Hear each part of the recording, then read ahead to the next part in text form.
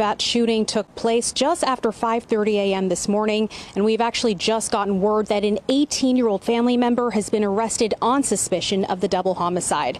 Earlier today, I spoke with a spokesperson for the Elk Grove Police Department who says they are actively still trying to put together the circumstances that led up to these shootings. Units be advised, we're getting a call from a neighbor stating that their neighbor was shot. Officers arrived on scene and found two deceased individuals shot and killed from an unknown number of gunshot wounds. Mother's outside stating that the dad and son were both shot, and the neighbor is advising the son shot the husband. Sergeant Jason Jimenez is a spokesperson for the Elk Grove Police Department. What we know at this point is this was not a random act, and it was isolated to the house itself. When the incident occurred, there were two additional family members on scene. One of those family members had left the house prior to our officers arriving. That person has since been located, and both family members are currently being interviewed by our investigators.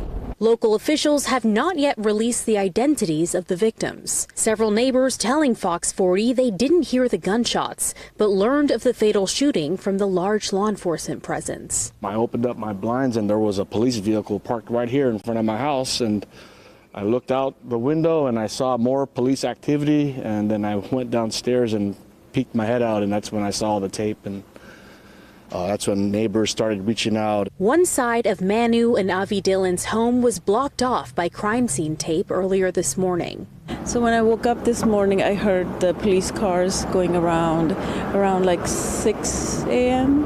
And that's when I looked around and it was all blocked. And there was like about 20 police cars. Everyone noting how unusual this is in the otherwise quiet and relatively new neighborhood. This is confusing because this is like a nice neighborhood, and like I wouldn't ever think like stuff like this would happen in this neighborhood. Police say they are still in the early stages of their investigation and have not yet released any further details. But our detectives are working hard to try and piece that part together.